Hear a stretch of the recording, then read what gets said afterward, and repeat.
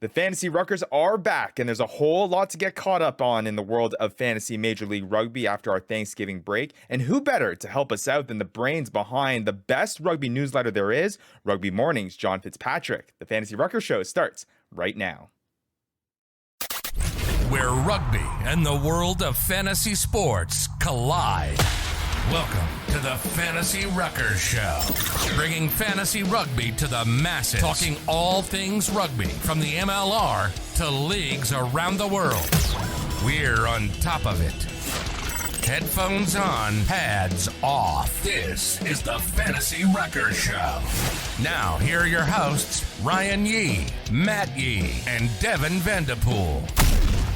What's up, everybody? This is episode number 45 of the Fantasy Ruckers Show. Thank you so much to our Fantasy Ruckers League members, our community members, and everyone else tagging along on this journey of trying to make fantasy rugby a reality in the MLR. And boys, we are back. We took a little bit of a holiday break there. Matt Yee, Devin Vanderpool, Ryan Yee here with you always on the Fantasy Ruckers Show. Boys, it's been some time here, but hey, how was the holiday break for you, Matty? Vandy, I know for you up in the Great White North was a normal week for you, but hey, you had the time off here, no Fantasy Ruckers Show. It's been a while since we've seen you here on the show. I don't even know who this guy is anymore. Yeah, I just come and go. Hey, like, what's up with this? What's up with you? You're just, walking in the door, walking out whenever you please, giving us your insider information once in a while. Hey, just like my father growing up. On, we don't have to go there. We're 5 minutes into the show, Vandy. Yeah, Vandy's the Fantasy Ruckers dad. He comes in when he pleases. We're great and happy to see him when he comes by. Then he's got to go off to work, do his thing. He leaves us in the mist. But it's getting close to Christmas time, so hey, I'm back now. Yeah, there we go. And then we're gonna grow up with emotional issues, and we're gonna have all these problems because Vandy is ditching us and abandoning us. It's we get fantastic. Some sick gifts around Christmas time and your birthday when I can remember. There we go. It makes us a little bit tougher, right? Definitely. But yeah, Christmas time just around the corner. Like we said, Thanksgiving. We just we passed by. We had the week off, obviously last week, so there's a lot to catch up on this episode. Matt, you and I had a pretty good Thanksgiving holiday there. Before that, took a little trip down to Vancouver for your graduation. That was a lot of fun. Then got to take a scoot down to see some family in California. So yeah, congrats. Look, these days, I've graduated 3 years ago, 2.5 years ago, and now from what line cook to cashier or what? You got to do what you got to do. But hey, you got to show up for the ceremony anyways, right? Yeah, there we go. I'd be there if you invited me. No, I didn't need to. You were probably off doing your own thing, like you never come on the show. I was in the corner watching. Yeah. Whatever. But hey, congrats, Maddie. There we go. But hey, it was a hectic Thanksgiving. Obviously, got all that done out of the way. I unfortunately had to work on Thanksgiving, but hey, still got to take the time to say thank you to all the loved ones. Hope everyone of all of our American listeners out there also had a great Thanksgiving. But hey, now it's time to talk about fantasy rugby and get caught up here because hey, the new season is just around the corner, man. The schedule came up, Matt. In episode 44, we talked about the schedule. We talked about when the start of the season is happening, what fantasy managers need to be looking out for. We're going to start breaking all that down for you here on this show, get you guys ready for the 2023 year. And we're going to do all that. So it's going to be a whole lot of fun. In this episode, like we mentioned at the top, we got a very, very special guest, and we're going to introduce him in here in just a second. No better guy to get us caught up on all the news and notes that we've missed over the past week. But before we get there, if you aren't already, like we say every single show, make sure you're following us at the Fantasy Ruckers, because that's where you're going to know where or when fantasy rugby is going to become a reality for you, when you can join a league. We may even have a couple openings coming up here in our official Fantasy Ruckers League, so you want to stay tuned in for that as well. People have been sending us DMs ever since we started this league, trying to get a spot in there, and we might have some brand new information for that. You'll be able to get all that information at the Fantasy Ruckers on Twitter, Instagram. We also have a Discord channel that you can join. The link to join that is down below. That's where you'll want to join the rest of our Fantasy Ruckers community to talk a little bit fantasy rugby and other things, all rugby related. It's been a lot of fun there, so you'll want to check out that link below. And if you're watching on YouTube, of course, give us a like if you enjoy watching this video, and even throw a little hit on that subscription button too. It helps us out a lot as we try to make this thing a reality in the MLR. But hey, with that being said, let's talk about this guy. There's one thing, guys, that I like having in my mornings with my Oh. cup of coffee to start off my day. You know, what's that? There's not many things. You know, can't some say people that. turn.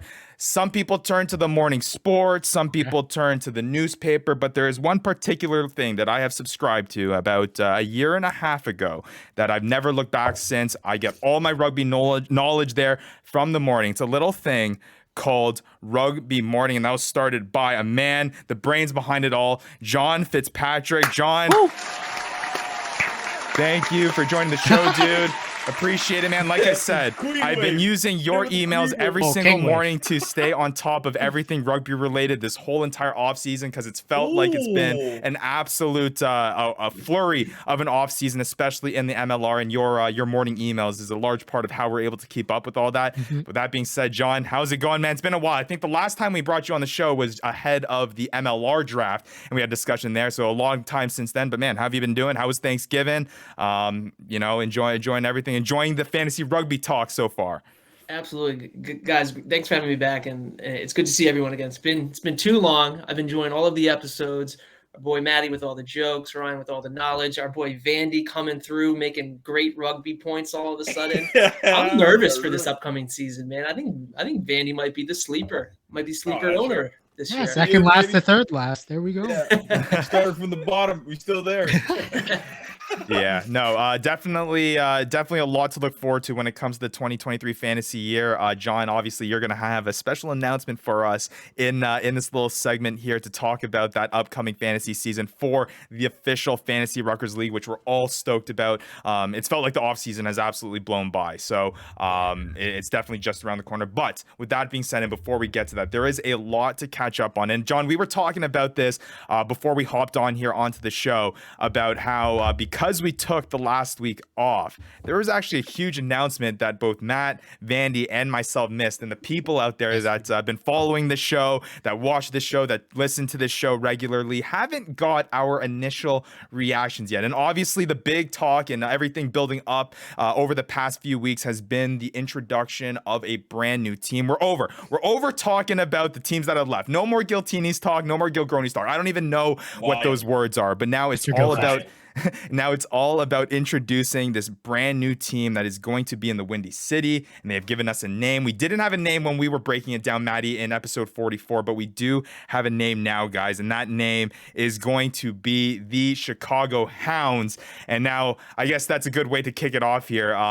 Guys, initial reaction, I guess, to the name of the Chicago Hounds Rugby. Matt, I'll start with you because we haven't got that yet. Then we'll go to Vandy, and then Fitzy, I'd love to get your reaction when this first all came out. I don't even know where I'm at. I mean, I love, no, that's a lot. I don't like the name. I don't like it too much. All right. Like, I don't understand what the significance of a Chicago Hound is. If there is one, please prove me wrong. But I mean, I don't know. There's so many historic teams like the Bulls, the Bears in Chicago, you know, the Cubs. And then it kind of feels out of place. Like Hounds just doesn't sound right with those other ones. And I don't know. Maybe it's just me being picky. I don't have a better one to give. The only better one that I'll give is maybe you know the Chicago Guild Chicagos. You know, I don't know. I don't really know what to give. But I'm just saying I don't like. Yeah, let me list a bunch of things I don't like about it, but I have nothing better. That's a great way to go about it, Matt. But Vanny, what about you, man? Initial reactions seeing Chicago Hounds. I mean, it's definitely one that I didn't expect. But what about for you? I don't hate it. I don't love it. I mean. Just to throw some other names in there, well, you know, like in the NFL, the Washington Commanders. I think that's a silly name. You know, that kind of came out of nowhere. Hockey, you got the Seattle Kraken. Once again, I wasn't a fan. This one, I don't mind it. Awesome. Honestly, I don't mind it. I don't love it, but I don't mind it. And I will say, and Fitzy, before I get your points in here about the Chicago Hounds and their whole look, is I will say that I do think one of the hardest thing to do when introducing a new team or creating a new franchise is creating a brand new name and a brand new logo, a brand new look that is unique. It's definitely not an easy task. I mean, Vandy, you just mentioned it about the teams that have joined other professional sports teams, and they've definitely missed the ball probably more often than not. But yeah, it does make it difficult to kind of put that together. Nonetheless, though, okay, I got kind of two kind of strikeouts here. Vandy not loving it, not hating it. Matt, you're not a big fan, but Fitzy, what about you, man? Are you the lone guy here? Are you all aboard the Chicago Hounds rugby train? How? No, there we go. Oh, when I like you guys all bring up real good points, right? I like the colors though. I think there's that connection maybe to the Irish roots there in Chicago. I think there's something you can do with the Chicago Hounds. Hound dog, Wolfhounds would have been cool, but I think the Chicago Hounds work, right? Look, we moved away from anything Gill related, right? So right there, ding, that's unfortunately.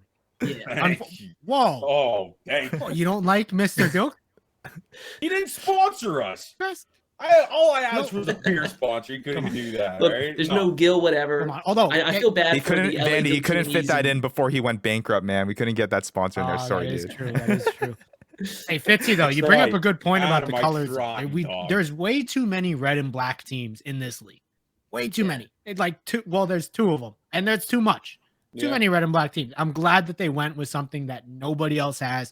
I think nobody else in the league has green, even in there. You got the Jackals, but I think there's Jackals, but that's like a teal. You know what I mean? Like this is like a green and white. It looks very. I like that about it. You had the Utah Warriors like city alternate jerseys that had a little bit of green there. Did it not? Had that little pine green in there with the mountains. Come on, there's a little bit. There's been a little bit, but now you're just. Right. So somebody wore a green and white one as like a throwback jersey. Like some Irish. There was the Irish one. The New England Free Jacks did wear that Irish jersey. That is right, because we had that picture of Holden Younger with the chops. I do remember that. That is for sure, 100%. Vandy, you're definitely right on that. Great memory on that one. But well, I guess to Matt's point though, not a whole bunch of green in the MLR, at least on a regular basis. So nice to see that the Chicago Hounds kind of going in that direction. I guess you could argue maybe the Seattle Seawolves, but there's more of a neon green, that Seattle-esque green. But hey, so if what I'm hearing from you, Fitzy, is that you're a fan of the name, you're a fan of the colors, you're a fan of what they're doing so far, at least branding wise with this new team in the MLR. Yeah, I think from following along on social, I think for the most part, the response from would-be Chicago Hounds rugby fans is that they like it. Like they're waiting for the merch to come out, and it sounds like they released a graphic the other day. It sounds like merch is going to be out around Christmas. So the fact that new fans of the Chicago team are already like, hey, I want some merch, let's do it. What will be most interesting is when they release the jerseys, because I think that's the most fun, right? And if they can knock that out of the park, I want to root for Chicago. I want them to be a successful franchise, given what happened at the end of last year. Of course, I cheer for a different MLR team, but I'm cheering for MLR across the board. So you want Chicago to at least come out of the gate with some good branding. And I thought that animated graphic they released of kind of like that smoke that turns into the hound, I thought that was cool. Whatever that was, it was still neat. So it was what was kind of funny, Fitzy, was the development, at least for Matthew and myself, when we slowly realized that this Hound's name was actually the one that was going to be sticking. I was just perusing on Reddit, and someone had posted, there's this Instagram account that has no followers, no thing, but it has the Hounds logo in there. And we're like, is this the thing that could be happening? And we kind of had that initial reaction there. Matt not loving it so much. Again, I'm going to emphasize to everyone listening that I do think creating and branding a team is one of the hardest things that you can do. Churros. I think at the end of the day, Chicago Churros. What does Matt love, Churros. Why? So you talk about Hounds not having any relation to Chicago. How does a churro have any relation to Chicago, man? Start with PH. Nice. You real good. Know what I mean? Real good. Yeah, very good. Very, very good, Matt. Very good. Probably some good churro. Get back to me. I think a lot of the listeners and viewers would agree. Get back to us when you come up with a little bit of a better name there. But I will say, to my point being, I think that because it's so hard to create a brand and create a team, I do think if you walk away after announcing your team name and announcing your colors without people hating it, then I think it's a success. I think you're all good to go, because at least you're starting on a pretty solid foot. I agree with Vandy, and I agree with you, Fitzy, that I don't think there's anything to necessarily be overly ecstatic about with this naming and with this team, especially until we see the jerseys. But hey, they didn't do anything wrong here, and I think it's gonna be solid going forward. And I'm just pumped to have a team in Chicago. Yeah, I mean, I'm just gonna say, from a scale of Washington football team to Toronto Maple Leafs at the top, let's say, Kraken. I would say that the Chicago Hounds are smack there in the middle. No, don't, you're not saying more, Vandy. That's right. We'll just move on from here. it would even push it even higher. I think if you threw in the Giltinis and the Gogroni's name, which I think those a guys lot are of at the people top, would actually. I include should've- as I should've below put them in the the- I should've Washington put them in the football top. team. No, stop it, Matt. I told you we're moving on from this, buddy. We're Hey, you moving keep on bringing from them this. up. It's not me. No, but Hey, You keep bringing them up. Is Ashton all Kutcher right, all behind right. me? Last thing here. You Last put the thing. Leafs at the pinnacle of team names? You know, I appreciate it. As a Leafs I'm not fan, saying anymore, man. as a Leafs We're just fan, I moving do on. appreciate that. We're Let's moving move on. on, though. Let's move on there. I will say, Matt, too, if this is going to sway you in any way, what the Chicago Hounds have officially said about their branding is that our Hounds head embodies the spirit of Chicago with strength, guts, and ferocity. The six-pointed star pays homage to the Chicago flag and our city's storied history. The green, white, and blue stand proudly for Chicago and our Irish roots. The blue converging lines are inspired by the Chicago River merge you see behind you today, which obviously is in the Windy City, and which we would have seen if we were watching the press conference. But hey, that sounds pretty legit to me, man. I don't know. I think I'm hopping aboard the Chicago Hounds train.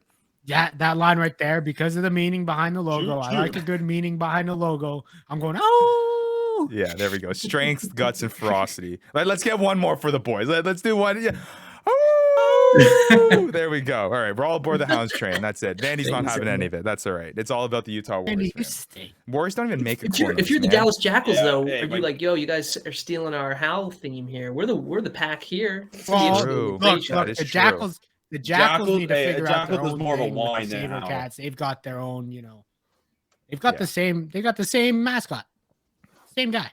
That is true. Different color. That is true. I do remember. Give us the that is saber true. cat noise, All right, Matt. well, let's shift on here. Matt, Enough give us about the the naming and the saber brand. cat Let's talk a little bit about rugby and obviously the implication that's going to have on fantasy rugby. Obviously, introducing a brand new team is going to have an impact on how fantasy managers are going to approach this 2023 year. New opportunity for players that were definitely on different teams last year. We're kind of consolidating here, going from the LA team and the Austin team essentially, and essentially what we mentioned 2 episodes ago, consolidating it down to what is, I guess, a super Gilchrist team, which will be the last time we say that. You keep bringing them up, man. I know that's the last time we're saying it. But Fitzy, we broke it down a couple episodes ago. We had an official Fantasy Ruckers predicted starting 15 for the Hounds, and we're gonna bring it up to you here, and we'd love for you to kind of break this down, see what you see here. What do you expect from this Hounds team if this is to be the starting 15 for them? Obviously, there's a lot of signings that need to happen for this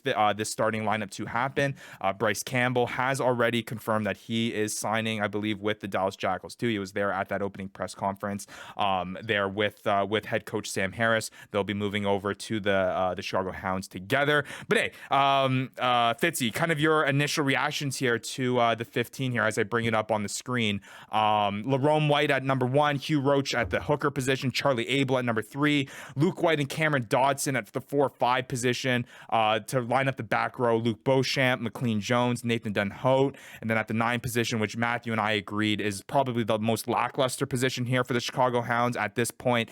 Sidney Shoup there at the 9, Luke Carty at 10, John Ryberg at 11, Bryce Campbell, Billy Meeks to line out that center little lineup there for the Hounds, which we think could be easily the best in the entire league to start off the bat here with the Hounds. And then you got obviously Julian Dominguez and Chris Mattina to roll out that starting lineup. Other notable names that are also going to be on this Chicago team: Robbie Coetzee, Mac Mason, Mark O'Keefe. We mentioned Kainoa Lloyd, DTH Vandermeer, we mentioned as well, even though he didn't suit up last season. And then obviously Joaquin de la Vega Mendia, who did sign over, did go back to Argentina, but for some reason he was selected in the dispersal draft. So Fitzy, with all that being said, viewers, listeners, you can check it out on the screen on YouTube there, the predicted Fantasy Ruckers starting 15. Fitzy, your kind of reaction to seeing this prediction here for what Chicago could put out on the pitch on Saturdays and Sundays. If every single player that's on this signs with Chicago, this is an instant contender. 100%. And you look at this, they're not going to be a team that is just going to get rolled by people. I mean, look at these names on here. I mean, the fact that Mark O'Keefe potentially is on the bench coming on, right. Billy Meeks is the stud. Dominguez is that back line is super scary. I mean, they're going to put some points up again if everyone signs. And if you look at that forward pack, I mean, Roach was poaching poaching tries off the back of that set piece all the time. I mean, down in Austin. I'm like, this is an impressive looking bunch. And again, that's all prefaced by if all of these guys sign. And look, you've got potentially a fly half Luke Carty, who was injured most of all of last year, who's now healthy. He was playing a little bit with the Eagles in the final qualification tournament that we're not going to talk about because we're very disappointed by it. But I mean, he looks healthy. If you look at this on paper, this is a very look at Mason there. This is a competitive team that's not going to get rolled. And if you look at their season, they start on the road against Old Glory DC, and then they have 5 straight home games. Like, you couldn't ask for a better start for an expansion team to have 5 of 6 games at home to start the season. So I'm looking at this, and this is a competitive team. Yeah, no question. And that's exactly kind of the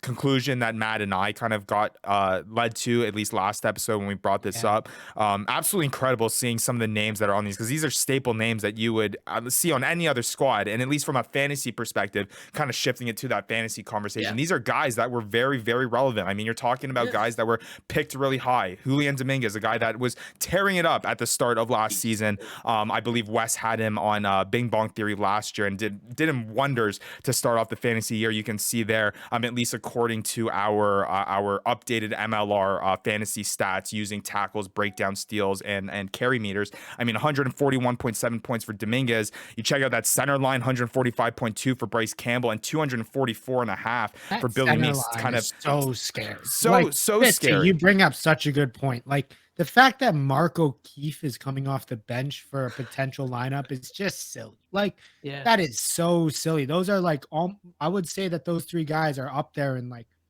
how do you have the top 5, top 6 centers on one team like that? That just seems wild to me. Yeah. I mean, like these are the best of the best of the two teams in the Western Conference that got booted out. I mean, what's that, Vandy? Sorry, Vandy, go ahead. You think they move him around like with Mark O'Keefe? You think they just leave him at center and want him to even come the on back at like 3 is scary. Like, you look at the back 3, it's like, okay, well, I would rather have a guy who is familiar with the back 3 position and plays it more often to play in that position and have one of the centers gone, because it's not like their back 3 is struggling or anything. Like, their back 3, like Fitzy said, is still class. Well, except Ryber, but like, it's still class. You know what I mean?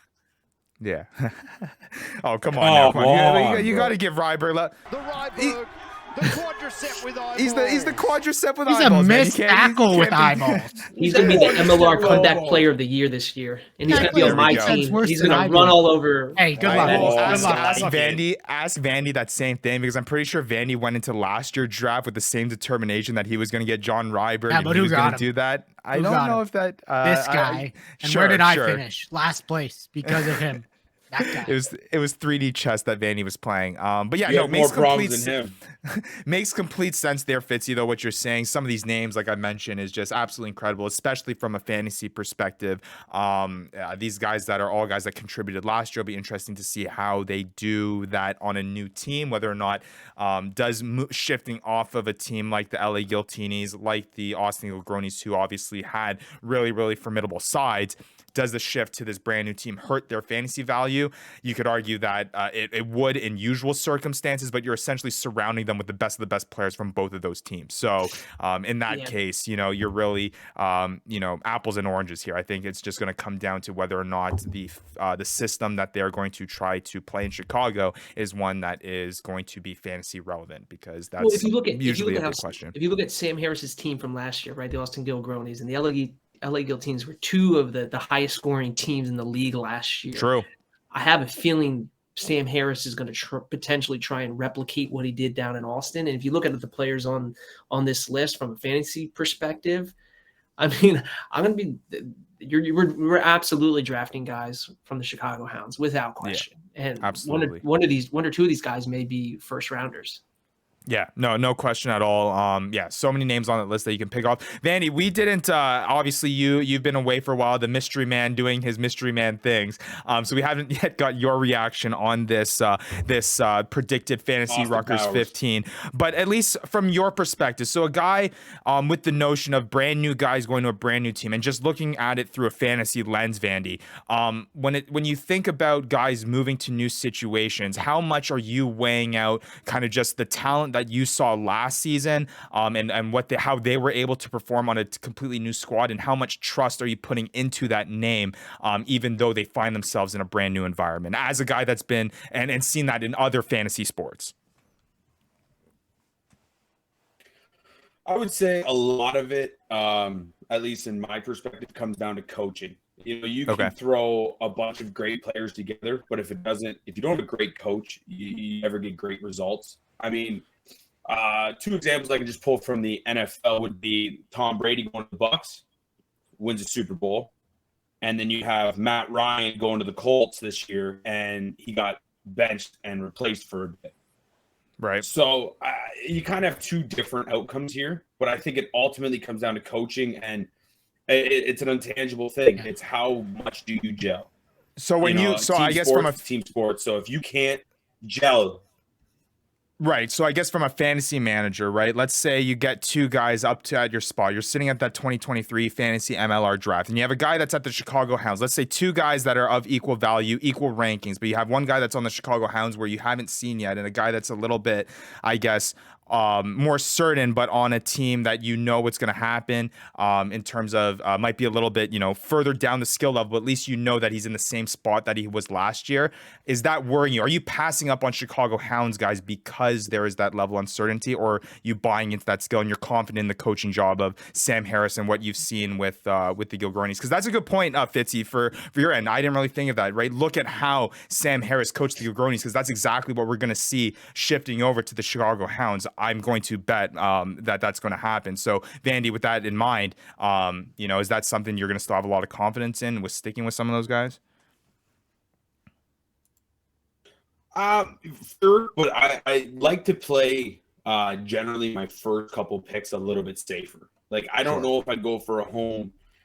I don't want to say a home run swing, but if I have a guy that's in kind of the same exact system as he was, he's still young, he didn't suffer any injuries, I'm probably going to go with the consistency over, is the grass greener on the other side of the fence? Fair enough. That's fair right. enough. I mean, I feel like, here's the thing. I think rugby is such a different sport in terms of, if everybody's doing well on the team, the whole, everybody has a chance to get more fantasy points. There's not really a diminishing value, I would say, because, if the center is breaking the line a lot, then you're providing more opportunity for the winger to score tries, right? You're getting points for the line break with the new stats, you're getting points for the try, right? So, even though it's a new team, I'm looking at this squad right here that we got, the 15 that we have listed, and I'm thinking, well, how does this team not make gain line? Regardless, if they play the simplest structure, if they play, a structure that everybody would and should be familiar with at this level, then how would they not be making gain line? How would they not be at least putting offensive pressure on teams? I understand that the coaching and gelling is important, but at the end of the day, these guys have experience going to new teams and have done that before. It's nothing new. And the structures, across teams is, yes, there's some different philosophies, but, it doesn't get that much different from my experience. Yeah, no, and that's great points there. And I'll end on this note too. It kind of, I feel like, in my opinion, is a combination of those things. I completely agree with Vandy, especially from a fantasy perspective. I would find it hard for me to be building a fantasy roster off of a guy that's on the Chicago Hounds, right? Not that that's not going to be a wrong play, but would you not build it around Billy Meeks though? Well, that's what I was just going to bring up, right? So let's say you're at the top of the draft, right, and you have AJ Alatimu and Billy Meeks sitting there at the top, right? I know what AJ Alatimu is going to do, right? I know what he's going to do for Seattle. I know the position and the role and the responsibilities he has on that team. but I know the potential that Billy Meeks can have, because what we saw him on the Giltinis, the only concern is, will he be able to do that exact same thing? Will the Chicago Hounds employ that same strategy that puts Billy Meeks kind of in that position to have a successful fantasy season? Probably, but it's not as certain, I think, as AJ Alatimu's fantasy production. So I think there is a point to be said with Vandy about having that level of comfortability with your top few picks. You know, there may be guys later in the draft that may drop a little bit because they're on the Chicago Hounds, and you're like, hey, you know, that's a really good pickup, you know, in the 4th and 5th rounds, and it's a risk you want to be taking. I'm not saying that taking Billy Meeks, who we've said before on this show has been the number 1 fantasy player. When we did the MLR fantasy MLR stat switch, he was the guy that was absolutely tearing it up, at least from a meters gain perspective and the breakdown steals and tackles and all those things. And to see what he could do on the Chicago Hounds is going to be really, really exciting. But yeah, I think there is kind of two sides of the token. But to your point though, Matt, if the Chicago Hounds end up being a really, really good side, everyone on that team is going to benefit, and I don't think anyone will have a problem picking up those Chicago Hounds players. And I do agree, if that is the roster, Fitzy, that's coming out on day one of the 2023 year, the Chicago Hounds are going to be a force to be reckoned with in this upcoming season, both actually in the MLR and from a fantasy perspective too. I wouldn't be surprised if they're the LA Giltinis of last year, Fitzy. You know how many Giltinis were picked heading in to last year's fantasy year. I can only imagine if this is the type of hype, especially with this type of lineup that we're seeing, I can only imagine the hype would at least reach somewhat of a level that we saw with the Giltinis last year. Yeah, so it should be pretty interesting. Let's shift on here to now kind of the overarching idea of how this whole thing kind of went down, because I think there has been a lot of conversation with regards to the dispersal draft and whether or not this was the correct way to kind of get things done with the unusual circumstances that the MLR was brought with. And Matt, we've talked about it, Vandy, we've talked about it throughout these past, month or two here, talking about, the dispersal draft and how this whole situation has been a very interesting one. But Fitzy, we haven't really got to dive into your brain about your thoughts on how the MLR approached this. How did you think the dispersal draft went, and how do you think was good about it? What do you think was good about it? What do you think was negative about it? Were there things that you would have done differently going forward? Kind of your overall thoughts on the way that the MLR approached this situation. Yeah, I think MLR fans across the board, from when Austin and LA were booted out of the suspended last season through the announcement that there was going to be a dispersal draft, and even the dispersal draft process, just everyone was kind of in the dark, right? So it leads to a ton of speculation. People don't know what's going on. And it was simply just, it seemed like a lack of communication, right? And whether that was intentional because there were maybe some things, lawsuits and things going on, or maybe lawyers saying, hey, you can't say much, but say something, right? Throughout the process, give fans something, right? You got to give them some issue. So I take issue with the communication process. Difficult situation, right? Two teams going, there's okay. I think everyone's excited that there's a new season, right? Hey, at least the league didn't implode, right? I think in months past, there was articles about it being a crisis. I thought that was a little overblown, but there's a season, there's a 6th season. They're going to start playing rugby. There's a new team that's come in. I think that announcement and that process seemed a bit rushed, right? Mm-hmm. Like it was like, okay, let's just move past it. Let's announce the team. We don't really know who the coach is. We don't really know who the owners are, and how are we going to get the players on the team? And, expansion drafts are nothing, out of the ordinary. Every professional sports league has had an expansion draft. So there's been an element of understanding how that was to go down. But the dispersal draft, in terms of teams, not every team participated in the dispersal draft. Yeah. Old Glory DC. Just kidding. Old Glory DC didn't participate. Yeah, no, I was just agreeing. I saw that somewhere too. Or Old Glory. And I think Old Glory.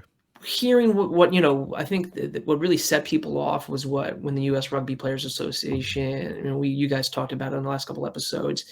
It just seemed like there was a lack of remorse or concern, or just, hey, let's get the player perspective, right? And I know this is a brand new league, and the labor issues, that's all part of professional sports. If you go back to the NFL and NHL and NBA and all those sports, like there's always been,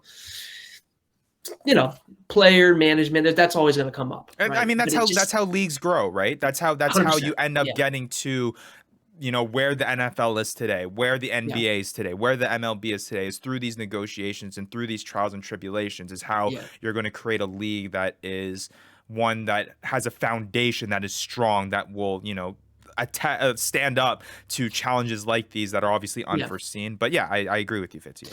A couple of points before I let everyone else speak. I will give kudos to the owners. I mean, during the pandemic shortened season, they paid out the contracts of all the players, right? They didn't have to do that. Certainly a league that was just growing, that was hemorrhaging money. They could have just said, hey, sorry guys, pandemic, we're not playing. Guys, go back to New Zealand NPC and play or whatever. But they did honor those contracts. So, I mean, it's not like they have a track record, at least trying, I would say. Although it just seemed like here they took a step back. And again, without complete information, because again, we don't have a lot of information. We were getting a lot from Brian Ray, America's Rugby News, and others, and Matt McCarthy from Rugby Wrap Up. But I do think having the player perspective a little bit more in this, and since they are the participants in this league, and there isn't an official union of Major League Rugby players yet, and maybe there one will form out of this. You do wonder if that process could have been a little bit better. But, if the guys are on their teams and they're getting settled, and, there's no money that they owe in LA and Austin, and that can be figured out, and that can kind of be, hey, let's figure this out. Let's get to the season. I'm optimistic and hopeful that things can improve, but a little disappointing, largely from the lack of communication. And there's still the lack of communication, right? Like there's still I would be interested to know where, the guys you thought like Brian Ray and stuff are getting this information, because to us, it feels like, and just as fans, we're in the dark, really. We're really, and still in the dark. I mean, we know Bryce Campbell has signed with them, but still really in the dark of whether that was really the dispersal draft results. I mean, whether who's signing where, and about what's kind of going on for the future with these guys, like where are the Hounds playing, kind of more things like that. It felt like they went from, okay, Giltinis, Gilgronis are out, they're leaving, we're joining a new team. Okay, a week later they announced the team. Like you said, it was rushed. It felt like they could have taken a little bit more time and care into how they dealt with the situation. But then again, I think they also kind of left it till the last minute, because they kept everybody in the dark with the Gilgronis and Giltinis for months. But in fairness, and we don't know what the legal situation was. It's true. Right? Well, we don't know anything. We don't know anything. Well, no, but I get that. But what I'm saying is that we have no idea what legality, what MLR could have talked about, what the other side we're could have talking talked about again. We have no idea what could have been said, what was said behind closed doors, what could be public, what couldn't be public. And then I think to your guys' point about how things kind of felt a little bit rushed, at least in my opinion, I'm going to give MLR a little benefit of the doubt here, just because of how unique of a situation it was. Guys, the season's starting in 2 months. To put together a team, to get a brand out, to get a name out, to get a roster put together within essentially a 3-month span is not an easy thing to do. We talk about leagues and teams and professional sports leagues taking years to get teams developed and put into the leagues and having them integrated. So with that being said, I will give MLR that kind of kudos that they were able to kind of put that together. But then again, I couldn't agree with you guys more. What you need to do with that to kind of mitigate the process and not make it seem as it was being rushed is communication. I know it sounds like we're kind of beating a dead horse here, but it's really I think the process would have been a whole lot more easy for fans to swallow if there was a constant line of communication. I mean, hey, this is what we're up to this week. We'd even get vague things like, Matt, what you mentioned. Oh, in a couple weeks' time, we'll get a bigger update with it, and we wouldn't see anything that gets released. So I do agree with that. But aside from kind of the public relations approach and the I guess the optics look with the MLR, because I will also say it is really cool to see that the MLR did face a challenge like this and was able to get through it. To your point, Fitzy, in years past, there has been talks about them getting to these barriers and being like, hey, the MLR may not be able to stick around too much longer because of this. But the fact that this was a big issue, this was not a problem that was tiny. This is a big thing, and the fact that they were able to get over the hurdle and at least at this point appear to have a really solid season going forward with a brand new team is really encouraging. But I guess to talk about the format of it, were you okay, Fitzy, with the structure and the rules behind the dispersal draft? Was it fair for the players that were available and for the Chicago Hounds and the rest of the competition in the MLR to participate in the way that this was all set up? Do you think it was done in the most equal way? Again, lack of information, right, about how the process is going to go down. Again, we kind of heard it from America's Rugby News, right? We heard it from somewhere else. We didn't hear it really officially from Major League Rugby, sure, unless I'm missing something. But, I'm just comparing it to how Dallas in the expansion draft. If you're Dallas, you're like, damn, look at Chicago. They got all these yeah, players no kidding, right? compared to ours. Right. And so, but again, that was because two teams folded. Those players right. had to go somewhere. And granted, they don't have to sign with an MLR club. And that's the thing. If they don't sign with Chicago, then they can't sign with another MLR team until the second half, or they miss the entire next season. Right. And maybe I have that confused, but it's not like they can go immediately sign with another. Yeah. But I thought it was like either halfway through the season or 2/3, something like that. It was, they have to sit out for a period of time. Yeah. Again, it would have been nice if, we had a little more info on this is how it's going to go down. And these are the reasons, why certain players can be selected and all that stuff. So again, the lack of information, guys, I need to get my power cord. My battery is at 5%. I'm really sorry. No worries. No worries at all. We'll keep the discussion. Should I mute my mic? No, yeah. Go grab your power cord. We'll continue the conversation here. No problem at all. Yeah, you need that power. No, that's a great point by Fitzy, though, because I think the general idea, though, we had somewhat of a format thing. What makes it, I guess, relatively fair for me is that, yes, different circumstances. When the Dallas Jackals came into the league, they didn't have a Gil Tinis and a Gil Gronis to pull from, and obviously in this situation, the Chicago Hounds did, which is why we mentioned that the Chicago Hounds are essentially an all-star team of those kind, assuming that all those signings do happen. But I will say there's something to be said, and again, we don't know the exact format of how and who was available and things like that, but it does appear as if though that teams passed up on certain players. You know what I mean? Like Chicago obviously had the pickings to choose from, but there was obviously, teams that were like, hey, you know what, we're okay with not going. And again, there are obviously other circumstances that do kind of fit into that whole situation, whether or not, they've already signed a guy at that position. They can't really go back on that and sign a guy after they've already had negotiations with a certain dude. But you know what I mean? Like there were certain guys that obviously weren't picked by Chicago that were passed or weren't picked by other teams that Chicago had the ability to come back around to pick those guys. You know what I mean? Which makes me feel that there were teams that were okay with the process. It wasn't like a scramble to get the best players. Yeah, but I mean, also, salary cap considerations probably played a big part in that. Like, sure, I'm sure that let's look at Toronto, the Arrows, who have made tons of signings this offseason. I mean, I can't see how they would be able to take on Billy Meeks as well with all their international signings and high-profile international signings that they've had, right? Like, I think that probably played a big part. So, and also teams are probably, they've understood their roster. They know what they have in their roster. Maybe they couldn't sign Billy Meeks because he's an international, would technically be an international spot. They don't want to use that for an international spot. So fair enough. I think there's other considerations as well. The one thing that I think kind of to pivot to one of the points that Fitzy made is we look at other leagues in the expansion draft. Yes, it's not, it's not uncommon to happen, but I think one of the things is after those expansion drafts, we know what team is going to be lined up. Like we know what team that expansion team is going to have and what players are on that team. But this one, I think the weird part about it is the fact that sure, dispersal draft. We know that these guys were selected, but we still don't know what the Hounds team looks like. We can assume, but like Fitzy said earlier, is that one out of the however many guys were drafted could sign with them and decide, I'm going to wait out next season or sign elsewhere overseas.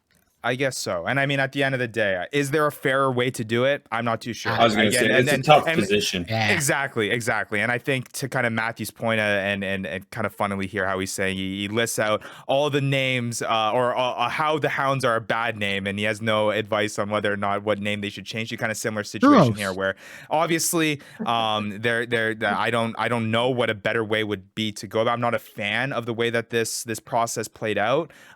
It's hard to kind of swallow the fact that a brand new team stepping into the league is going to be potentially one of the best teams in the league right off the get-go. That's hard for me to swallow. But nonetheless, to Vandy's point, to Fitzy's point, I don't know if there's a better way to do it. I'm glad we're past it, though. I mean, there's precedent, though, in other leagues of expansion teams going strong out of the gate. Vegas. I mean, in NHL, Vegas, exactly. But we look back at Vegas. That was once, and I don't think before them it was no one. I don't think anyone. The thing about that Vegas one, it just add that little tidbit is it wasn't necessarily what was the that word? Vegas.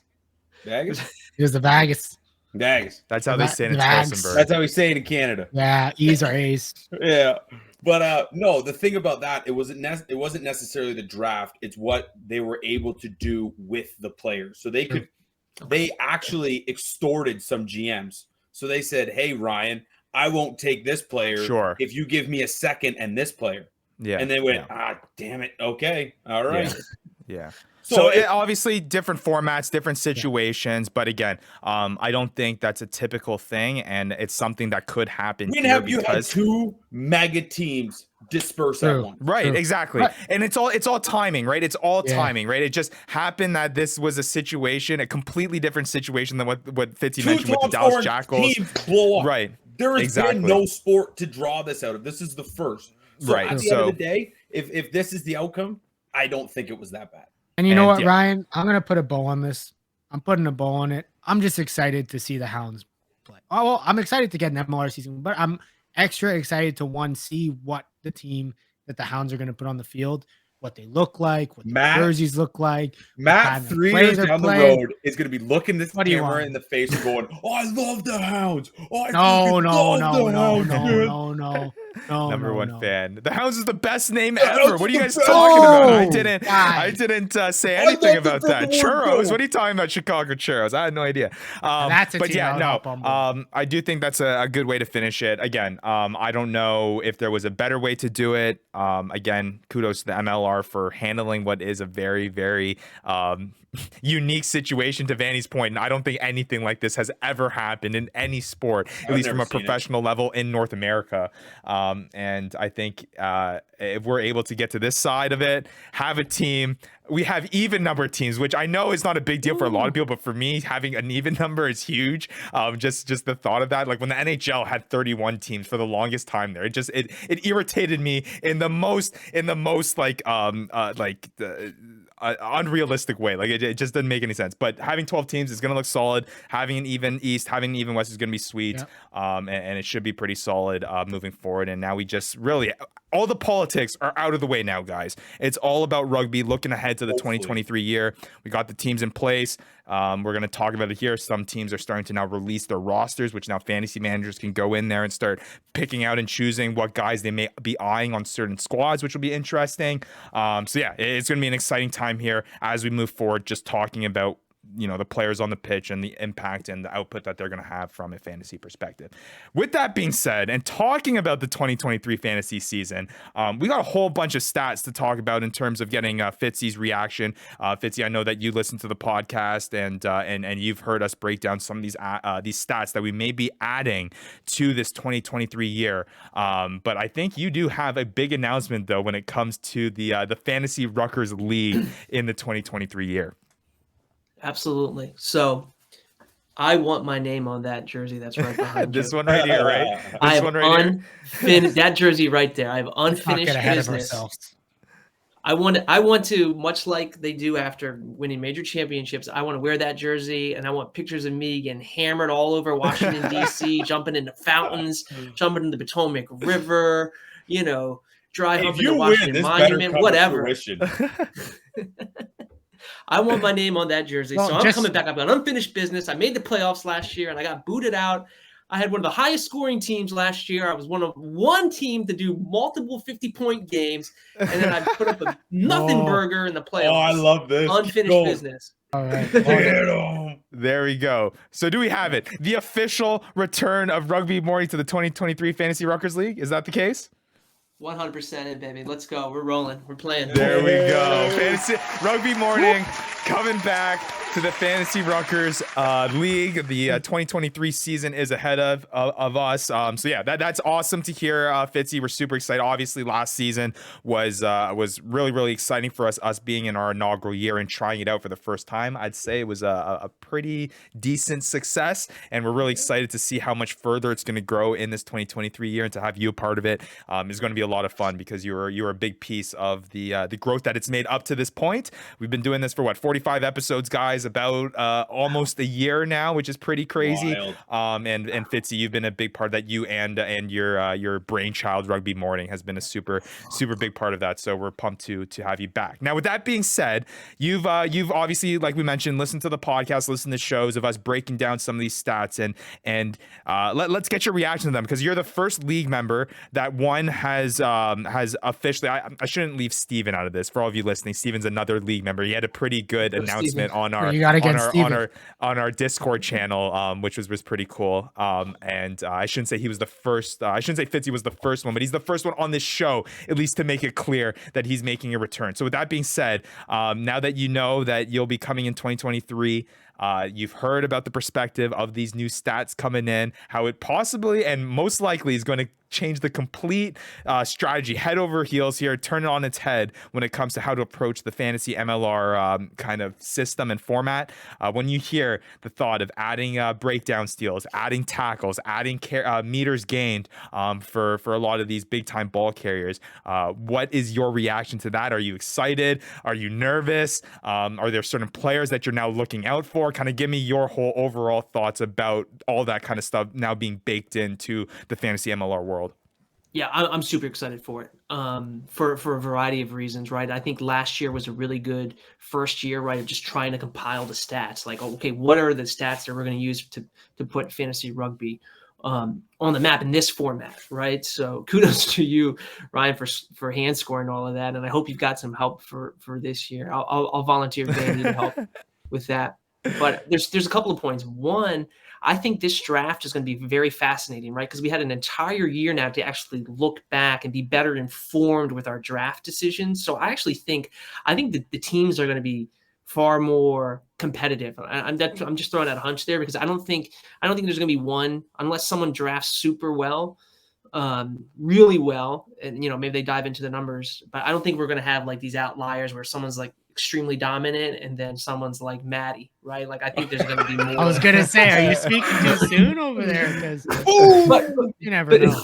Sorry, Matt. But more stats I think is key, right? Because there were some weeks frustrating when you're looking at your fantasy team and you score like 8 points. You're like, what the frick? Fantasy sports is fun when your team is dropping a ton of points, right? When you're seeing the numbers go up. And I think that was maybe one of the limitations last year. But again, it's a process, right? It's like figuring out, okay, how do we score it?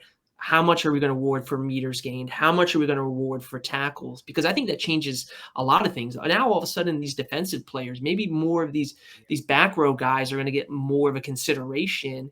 If you're Corey Daniel, who led the league in tackles, 225, 250 or something like that, he may have been like a back row guy you plugged in because you felt like you had to put a back row guy in there. But if all of a sudden he's getting points scored for tackles, that changes the complexion, I think, of how you're going to put your team together. So the fact that there's going to be more stats coming, I think, is more fun. I think we'll see higher scoring matchups, which I think is fun, right? So, Maddie will go from scoring 8 points to 11 points, right? Which is great. You know what I mean?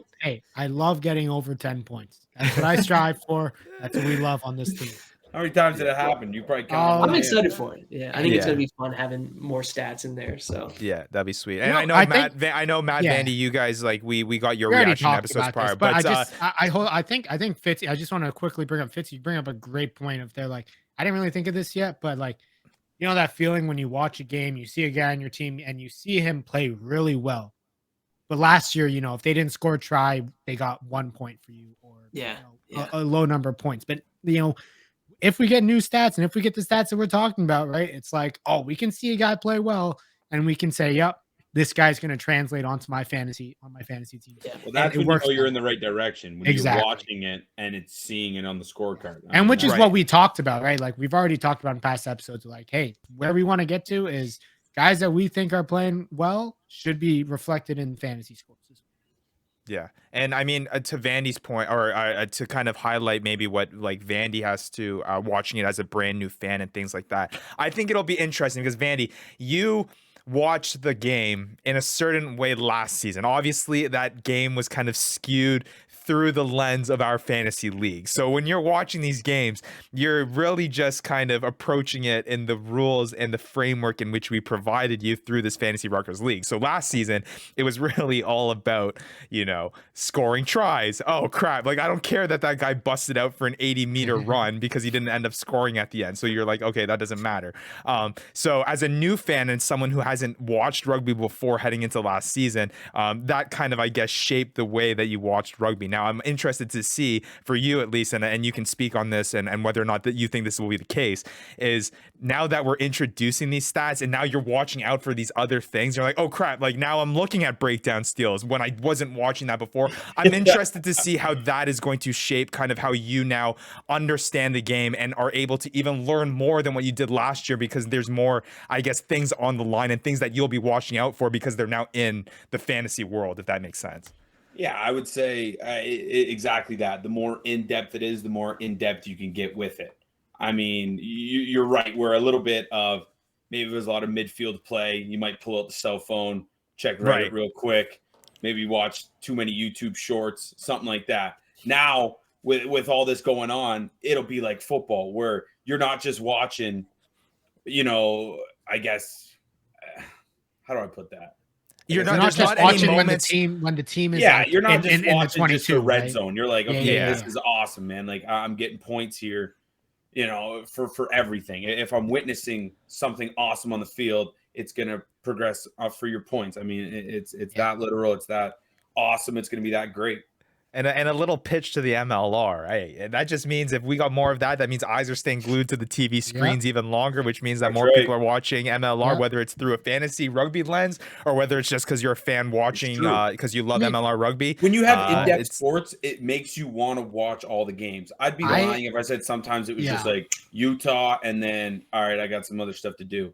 You know, now it'll be like, no, I got to get these games in, man. Right. Like, I'm picturing myself at the moment right now, just getting up out of my chair when somebody steals a breakdown. Like I'm watching the Arrows and I have Lucas Rumble and I see him steal a breakdown and then make a tackle, you know, steal another breakdown. That's my boy. I'm getting up out of my chair and I'm getting hyped. I'm like, that's some points right there.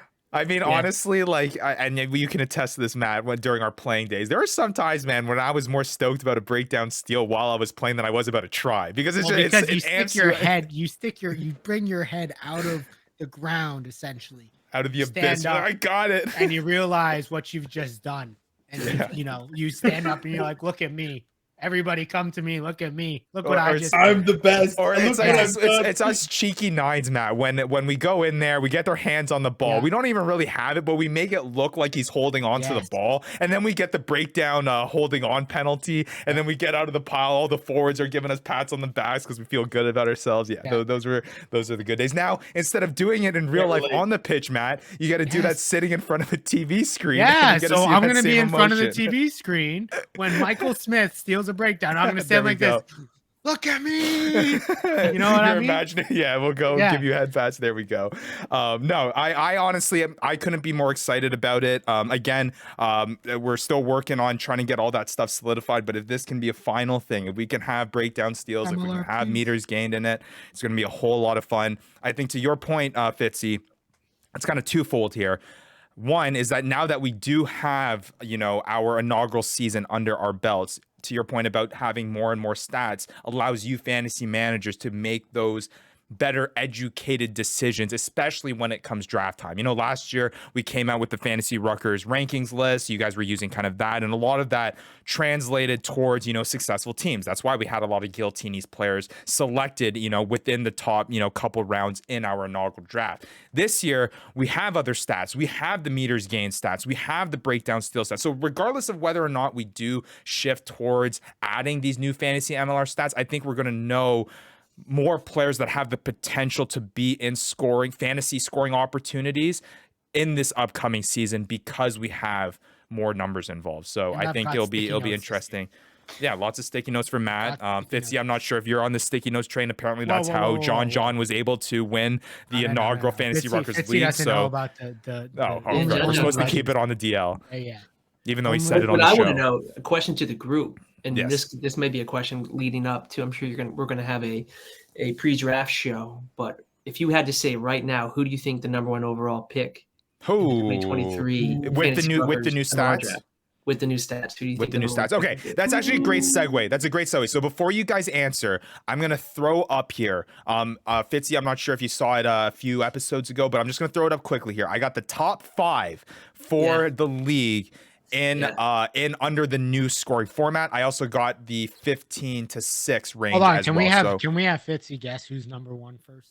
I think I saw Fitzy's watched the show. He's an avid watcher. He watches every week, I'm Matt. testing Come on. I'm testing him. But here we go. So we got the top 5 up here. Bill Meeks at the top. Ed Feedout number 2. Number 3, JP Duplessis. LaRue Milan number 4. Number 5, Will Leonard. And something, Fitzy, that we talked about when we first saw these rankings was that the bump up, the boost that centers are getting within our new framework of scoring, because we're adding things that center positions tend to do a lot of. When we talk about tackles, we talk about meters gained, we talk about breakdown steals. That's a lot of the case. So that's your 1 to 5 there. Pretty cool 1 to 5. Again, for all of you listening or watching, if you want to see a deeper breakdown of this top 5 or the 10 or 6 to 15, you can check out our previous episodes. We break it all in depth before there. And then Fitz, you can have a look here from 6 to 15. Our very first forward, number 6 at the 6th spot with Reichard Hadding there, 219.9 fantasy spots. You see he only went up 1 spot.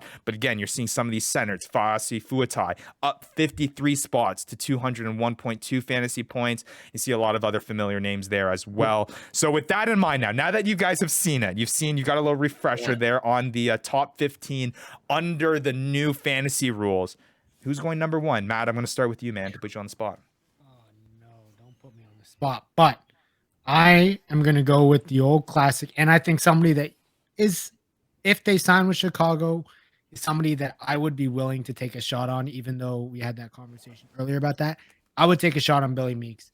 I think Billy Meeks, no matter what system, no matter what team, that guy is just pure class. You can't hide that. The guy's pure class. The guy makes gain line. The guy breaks tackles. It is what it is. Billy Meeks is going to be Billy Meeks no matter what team you pick. All right, Vandy, what about you, man? I feel like that's fine. I'm going JP, baby. Okay. I'm going JP. I think Nola is going to do way better than what they did last year. Yes, I agree. And I think he's only going to benefit from it. That's true. Hey, Vandy, you missed. I called Nola making it to the finals. Did ya? He did say that. Vandy or Matt did say that. Ooh. But Fitzy, what about you, man? You asked the question, dude. Obviously, you have a guy in mind. Who's the guy you thinking is going first? Well, maybe I'm throwing a little smoke screen here because, I got a couple of members who are going to be drafting with me. But there's one point I wanted to make, and is that AJ Alatimu, right, who's probably, if you look, he was, I think, number... Let me throw it back up here for you. Yeah. AJ Alatimu, number 13.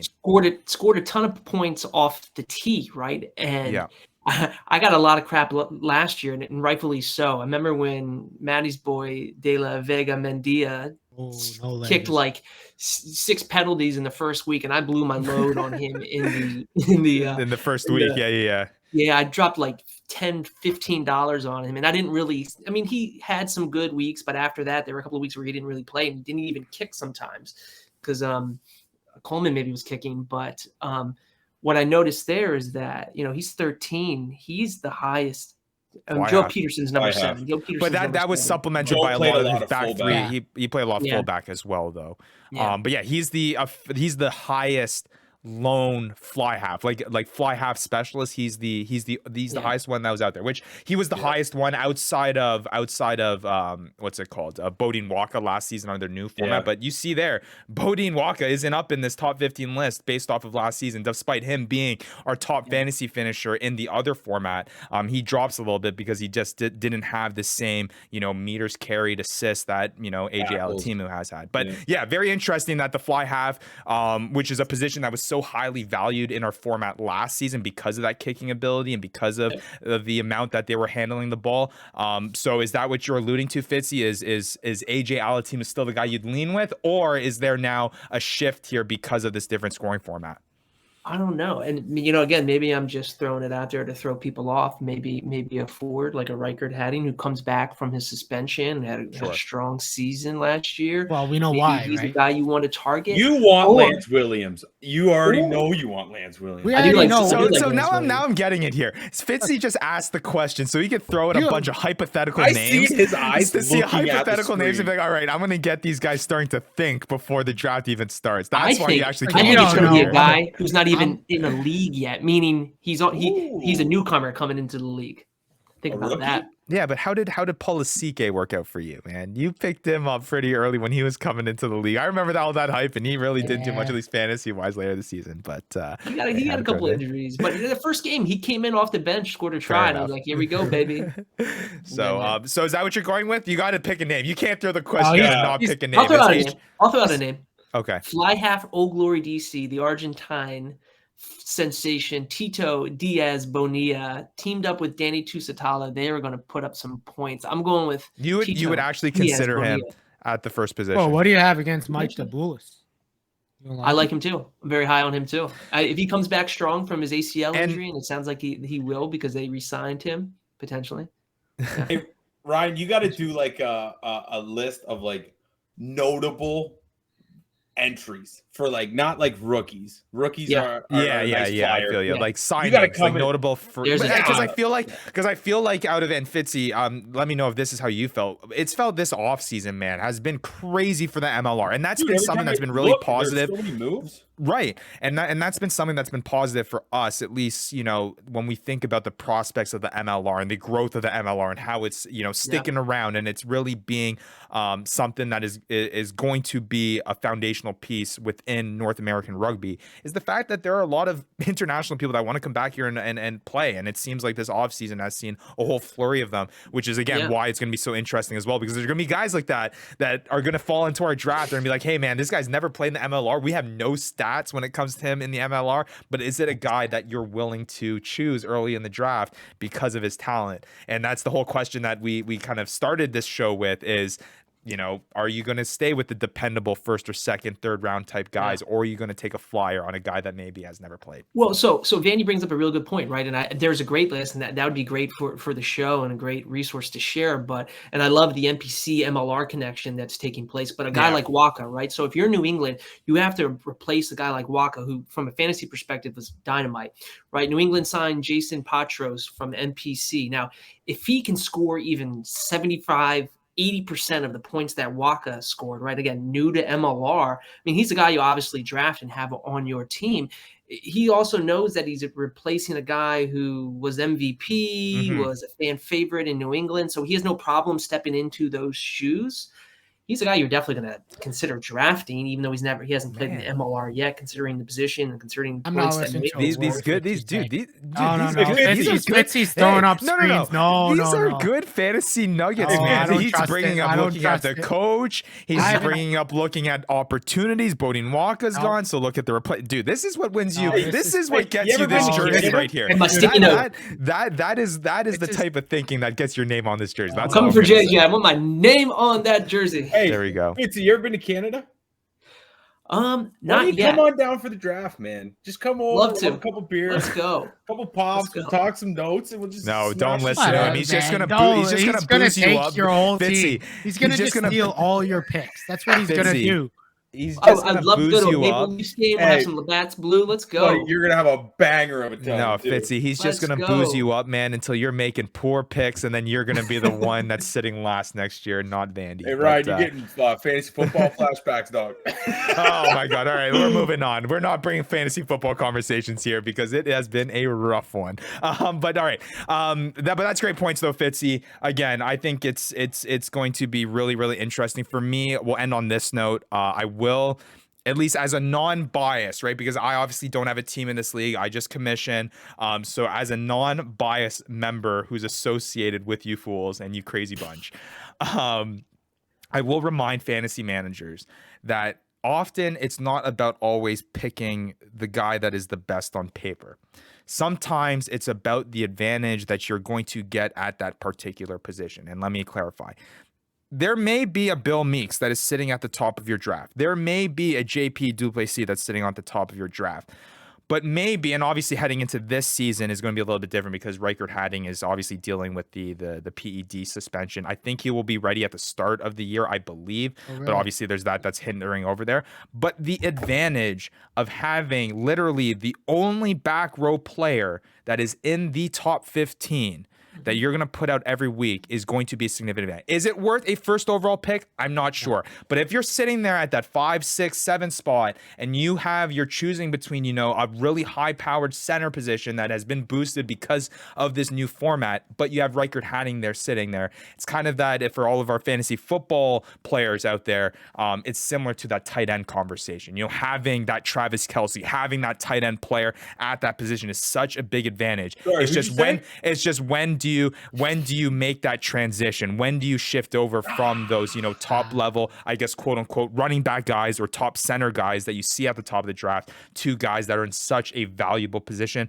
That is something to keep in mind. Kind of similar to the fly half conversation there too, Fitzy. Again, AJ Alateam is the only fly half up in there. If you have the only fly half that's scoring that level of points, I think that's going to be a huge advantage for you to have week in and week out when it comes to fantasy MLR. Matt, I know there's different approaches to that.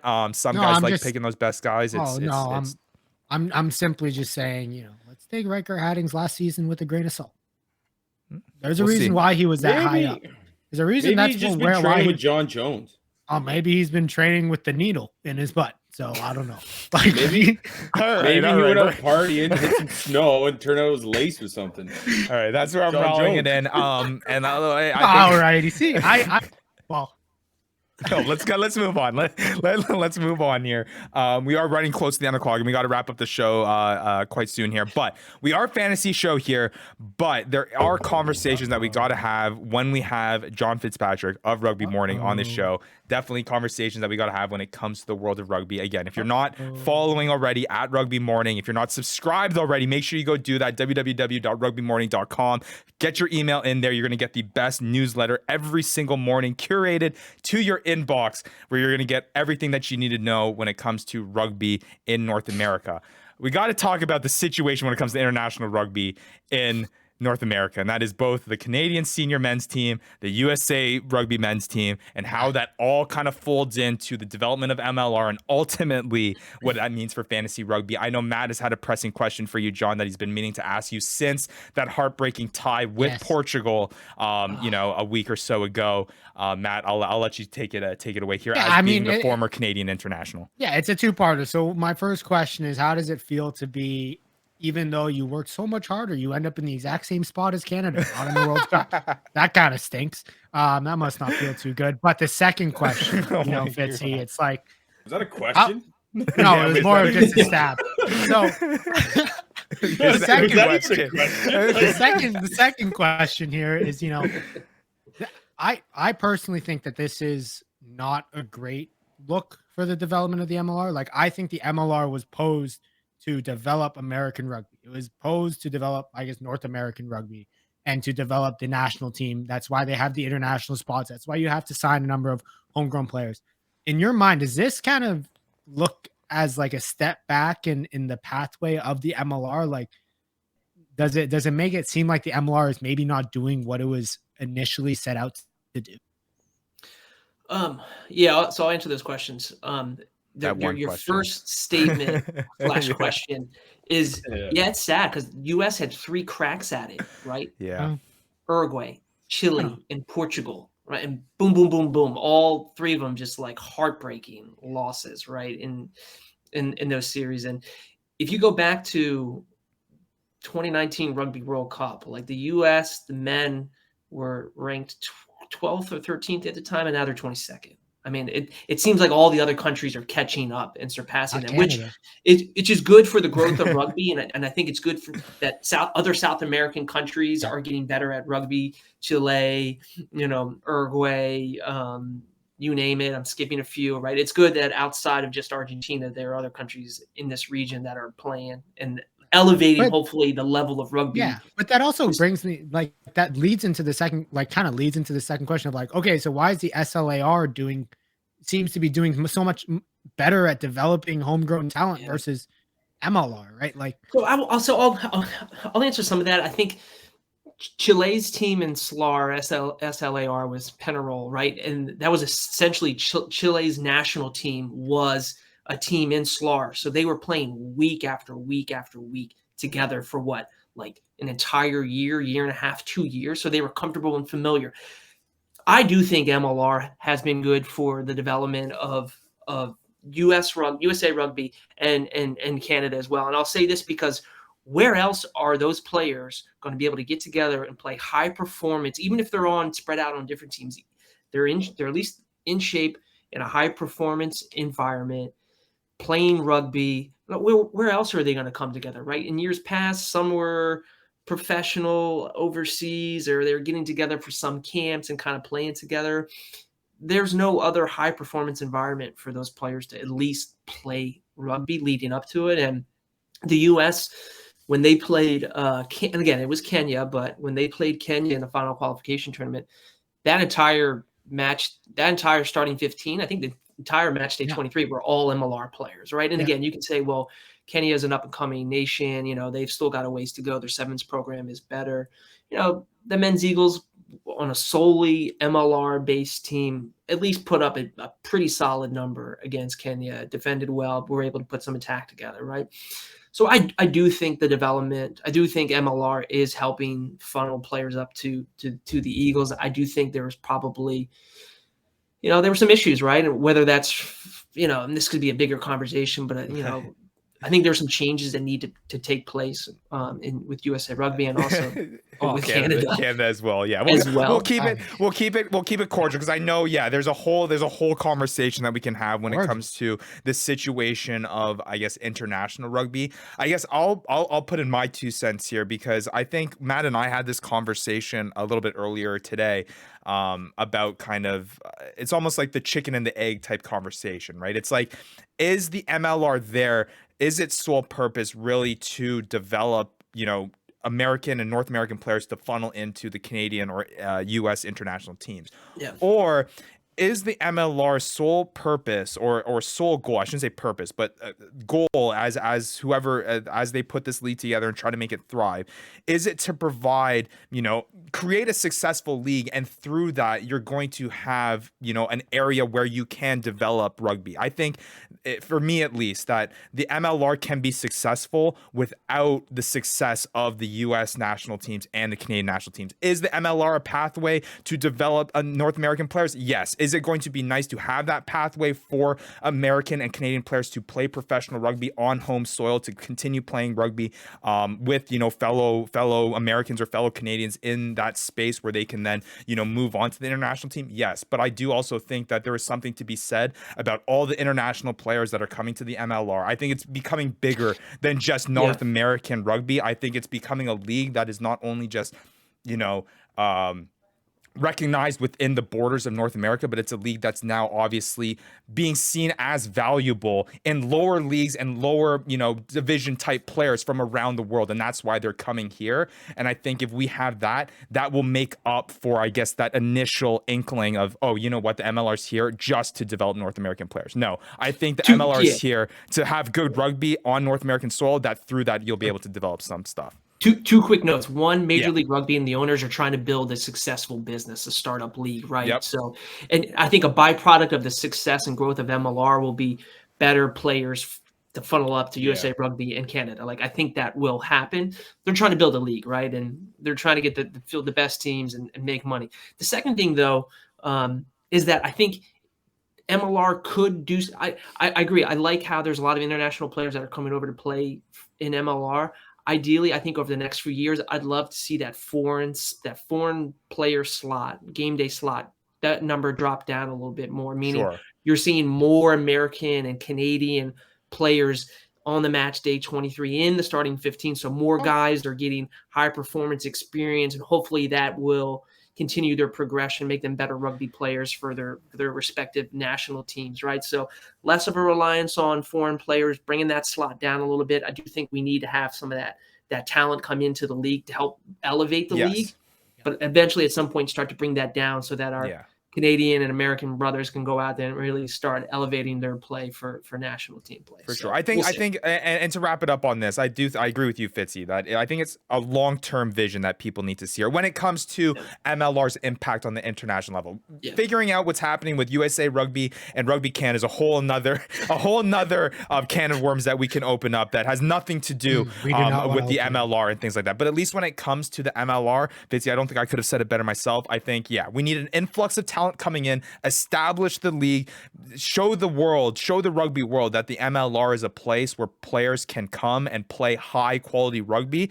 And then when that happens, when the talent level is at a space that you want it to, that is going to be beneficial for American and Canadian players to stay here and play and develop and grow among that talent that is coming from overseas. I think that's when we're going to see that perfect match, to your point, when we can lower that foreign level, have that American and Canadian talent catch up to what is coming here overseas, and eventually hopefully see that trickle through the international systems, and once again see at least one North American team in the World Cup, because I believe I saw somewhere that this is the first World Cup that is not going to include a North American team in the history of the Rugby World Cup's existence. So that's obviously a big statement to be had. Obviously, that has to change with the Rugby World Cup planning to come to North American soil relatively soon here, within the next 10 years.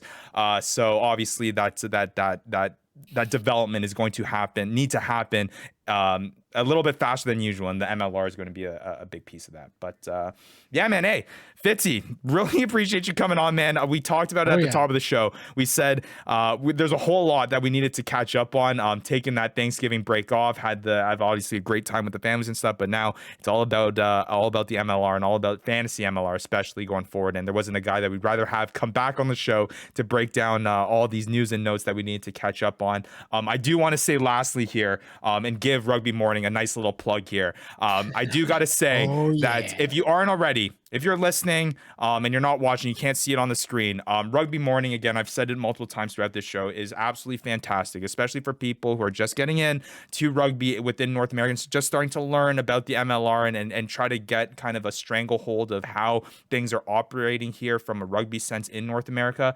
This is the perfect way to do it. Submit your email there on that website, www.rugbymorning.com. You get a curated email every single morning that comes to your inbox where you can quickly read everything you need to know. There's other podcasts on there that you can listen to if this show isn't enough to satisfy your rugby craving that you've had here in this offseason so far. So go do that if you haven't already, at Rugby Morning as well. He's been a staple of this league, a staple of the growth of the MLR through its years so far. So Fitzy, really appreciate you doing that, running this stuff, and it's been a huge help, at least for us to kind of supplement that with all the fantasy rugby stuff that we're doing. Guys, appreciate the plug and happy to be back. It's always fun getting on this podcast with you guys. I'm excited for Fantasy Ruckers season 2. Want to get my name on that jersey. So, and hey, I'll give you free advertising consultant. Here's your slogan. If you want to have a good morning, make it a rugby morning. Boom. There you go. I love it. There you go. Easy. Matt's always loaded up with the good sayings. Maybe not the team names, maybe not the dispersal draft strategies, but he's definitely got the slogans on point. No, the player nicknames he does are the best. That's the reason why I'm sticking around. There we go. And for one last time, because I know he loves this one. The best nicknames of them all. But nonetheless, though, Fitzy, once again, appreciate you coming on, man. Any last things that you want to tell the people about Rugby Morning that people need to know? If I missed anything? No, man, you guys covered it all. I will be covering some more fantasy stuff, as the MLR season kicks off. So we'll be getting some more plugs, Fantasy Ruckers plugs on the daily emails. So yeah, there we go. And we do appreciate it. And again, it's all about kind of working together here to grow this thing. Again, our goal is not only to just grow fantasy rugby, but just see the MLR grow, because it's been a wild ride for the first, I guess, 5 or 6 years that it's been around.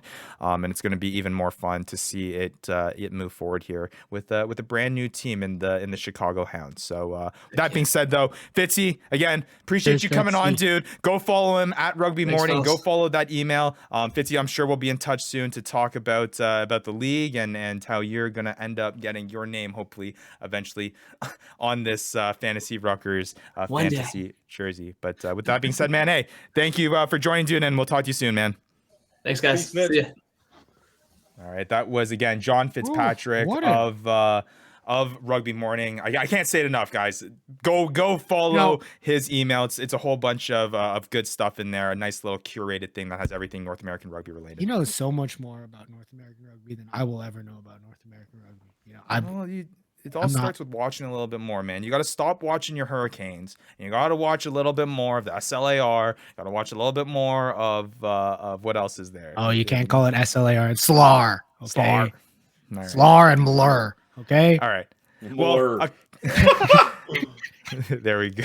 You guys, welcome back, Vandy. Welcome back, man. I love having you guys together. Let's go. All right, just about to wrap up this episode. I know we've gone a little bit longer here. A couple housekeeping things that I want to do. Vandy, you haven't heard this one in a while, but it has come back with the season around the corner. It's time to give Commissioner Yee's updates. Oh.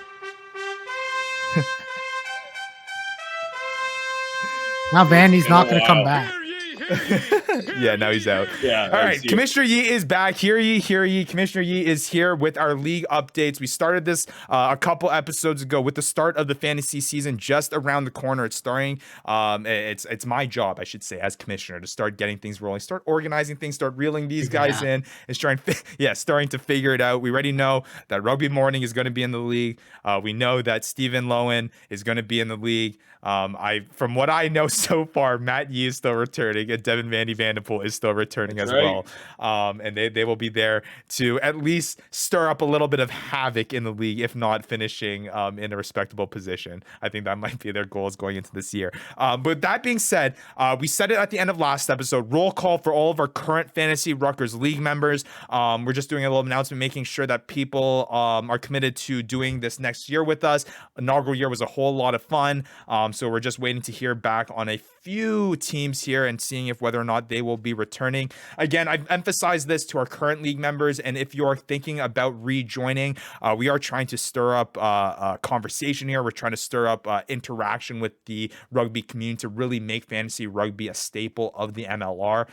So with that, if you want to be a part of the Fantasy Ruckers League, we do ask that you talk about on social media, post your lineups, interact with the Discord community, just show a little bit of activity. So that is something to keep in mind if you're considering of submitting your interest in being a part of the official Fantasy Ruckers League.